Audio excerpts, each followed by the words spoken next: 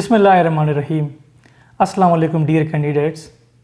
Hope all of you are fine and in good health. Today I am going to discuss a very important topic that each and every aspirant faces these days. That is English writing. How to improve it, through which methods that can be adopted so that the examiner can accept it. Whether it is the CSS examiner or the PMS examiner. So in this video, I will tell you that how to improve your English. Before discussing this topic, please subscribe to my channel and share among your friends. So first of all, what an aspirant, a fresh aspirant do? He must read a grammar book. That may be at first time he maybe take consult of the Wren and Martin book.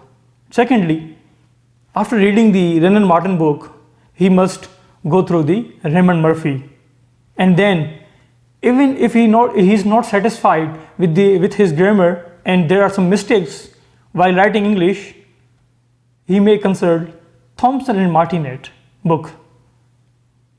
And even if he is not satisfied with Wren and Martin, with Raymond Murphy, Thompson Martinet, to this stage he might have improved his English.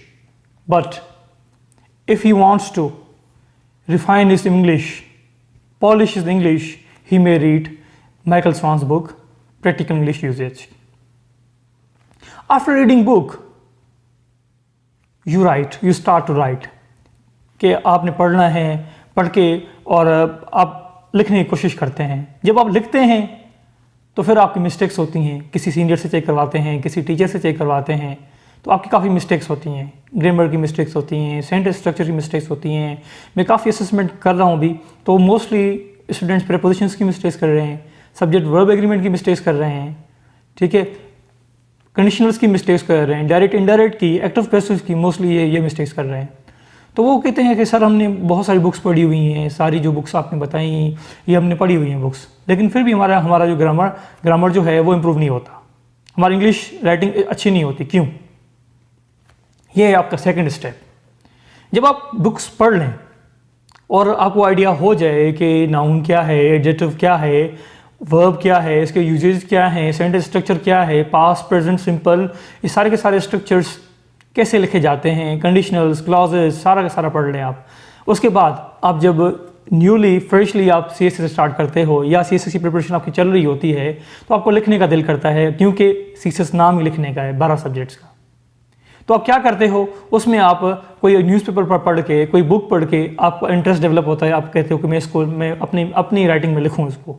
जब आप लिखते हैं तो आपकी grammar की mistakes होती हैं, ठीक है. तो सेकंड स्टेज में आपने क्या करना है कि जो भी आप आर्टिकल पढ़ें न्यूज़पेपर से, जो भी आर्टिकल आप किसी बुक से पढ़ें, तो आप उसको लिखें, ज़रूर लिखें. मिस्टेक्स आएंगी, मिस्टेक्स आने दें, ठीक है, कमिट होने दें मिस्टेक्स, लेकिन इससे आपका ग्रामर इंप्रूव होगा. क्यों? कैसे इंप्रूव होगा? क्योंकि आप चाहे 10 ग्रामर की बुक्स पढ़ लें, जब तक आप अपनी थॉट्स में किसी आर्टिकल को, किसी बुक को, किसी भी मटेरियल को आप अपनी राइटिंग में नहीं लिखेंगे और तब आप किसी से चेक नहीं करवाएंगे, तो आपकी मिस्टेक्स ज़ाहिर नहीं होंगी.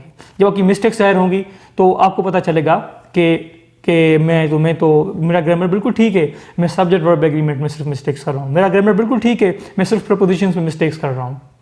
लेकिन कुछ स्टूडेंट्स होते हैं वो लिखते ही नहीं हैं, वो कहते हैं कि बस ग्रामर की बुक्स पढ़ते जाएँ, हमारा ग्रामर इंप्रूव हो जाएगा और हम CSS में और PMS में पास हो जाएंगे. नहीं, this will not guarantee you success in CSS or PMS. So you must implement the second stage. Okay? आपने ग्रामर की बुक्स पढ़ के, सेकेंडली आपने क्या करना है, आपने वो कोई आर्टिकल पढ़ के अपनी राइटिंग में लिखना है, ठीक है. अपनी राइटिंग में लिख के किसी सीनियर से, किसी टीचर से आप चेक करवाएं. उससे आपके जो मिस्टेक्स नजर आएंगी वो उससे आपका ग्रामर इंप्रूव होगा. At the third stage you must write daily and critically analyse your articles. कि आपकी जो इंग्लिश राइटिंग है वो आपने एग्जामिनर की सेटिस्फेक्शन के लिए आपने इसी स्टेज को पार करना है. कि एग्जामिनर को अगर आपने सेटिस्फाई करना है तो ये तीसरी स्टेज को आपको इम्प्लीमेंट करना पड़ेगा कि जो बिगनर्स हैं, जो भी सीएसएस की तैयारी कर रहे हैं, जो 2022 के सीएसएस के एग्जाम में अपीयर होना चाह रहे हैं या अगले पीएमएस में अपीयर होना चाह रहे हैं, तो उनके लिए बेहतर ये है कि ग्रामर की बुक्स पढ़ के उसके बाद जो है आर्टिकल्स पढ़ के उसने अपनी राइटिंग में लिखा और उसने अपने सीनियर से चेक करवाया और जो उसकी जो मिस्टेक्स हुई उसको फिर पता चलेगा कि मेरे ये मिस्टेक्स हैं, उसको भी उसने इम्प्लीमेंट कर लिया। फिर तीसरी स्टेज पे उसके क्या करना है कि उसको आर्टिकल्स लिखने हैं हर रोज़ और उसको क्रिटिकली एनालाइज करने हैं। आपको मैं अपना एग्जांपल दूं कि जब मैंने ग्रामर की बुक्स वगैरह पढ़ ली, चेकिंग करवाई, मिस्टेक्स पता चल गई, तो मेरी इंग्लिश बिल्कुल ठीक हो गई। लेकिन कंटेंट को बढ़ाने के लिए और इंग्लिश राइटिंग को और ज़्यादा इंप्रूव करने के लिए, क्रिटिकली एनालिसिस डेवलप करने के लिए, अच्छा से अच्छा ऐसे में लिखने के लिए, तो मैं हर रोज़ आर्टिकल को लिखता था और क्रिटिकली एनालाइज करता था उनको। मैं आपको एग्जांपल दूं जैसे कि अगर मोहम्मद आमिर राणा ने उसमें डाउन न्यूज़ में कि एक कोई सीपेक पे उसने आर्टिकल दिया हुआ है, शुरू में जब सीपेक था, तो उसमें मैंने क्या किया था कि उसने कहा कि सीपेक को थ्रेट है, सीपेक मटेरियलाइज नहीं हो पाएगा, सपोज करता हूँ, ठीक है। तो उसको मैंने क्या किया, उस आर्टिकल को पढ़ के उसको मैंने अपना उसको रेस्पॉन्स दिया कि मैंने कहा नहीं कि I agree with the writer के उसने जो थ्रेड्स किए मेंशन किए हैं कि उससे सीपेक को थ्रेट हो सकता है और मे भी उसके एक्सपेक्टेशन के मुताबिक वो सीपेक मटेरियलाइज ना हो सके, लेकिन मैंने उसको क्रिटिकली एनालाइज किया कि ये इसके एस्पेक्ट्स हैं, ये इसके स्पेशल इकोनॉमिक जोन्स हैं, इस तरीके से ये इम्प्लीमेंट होंगे और ये बिल्कुल गलत कह रहे हैं क्योंकि फ्रांस गवर्नमेंट ने और डिफरेंट कंट्रीज़ यूके ने उसमें इंटरेस्ट शो किया है, सऊदी अरेबिया ने उसमें इंटरेस्ट शो किया है, ईरान ने इसमें इंटरेस्ट शो किया है। जब रीजनल पावर्स उसमें इंटीग्रेटेड हैं तो उसको थ्रेट नहीं, उसको इम्प्लीमेंट होना चाहिए और वो मटेरियलाइज हो जाएगा। तो ये क्या होता था, तो मैं एक स्टेज पे ये आ गया था, तो ये इनको क्रिटिकली एनालाइज करके मैं लेटर्स टू एडिटर लिखता था। आपको मेरे लिए लेटर्स टू एडिटर भी मिलेंगे आपको डिफरेंट न्यूज़पेपर्स में।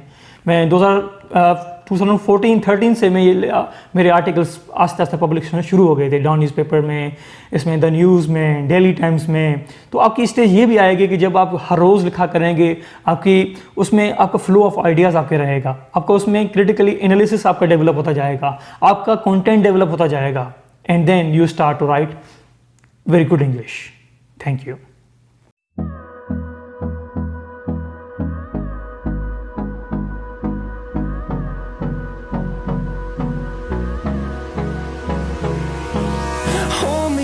Till I get up, time is barely on our side. I don't wanna waste what's left.